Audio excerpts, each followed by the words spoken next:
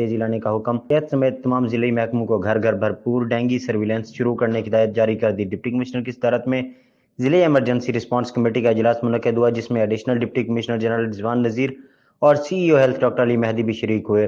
Deputy commissioner کا کہنا تھا کہ ڈینگی لاروا ملنے پر بلڈنگ مالکان کے خلاف مقدمات درج کرائے جائیں گے۔ ضلع میں ڈینگی کا کوئی مریض تشویشناک نہیں۔ ڈینگی سرویلنس میں ناقص کارکردگی پر محکمے کی کارروائی کے لیے تیار ہیں۔ سی ای او ہیلتھ ڈاکٹر علی مہدی نے بریفنگ دی۔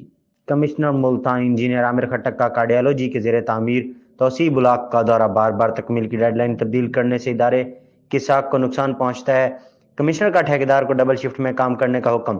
روزانہ رات کو میں خود دورہ کر کے تعمیراتی کام کا جائزہ لوں گا۔ کمشنر کا ground floor parking first floor کی فوری تکمیل کا حکم۔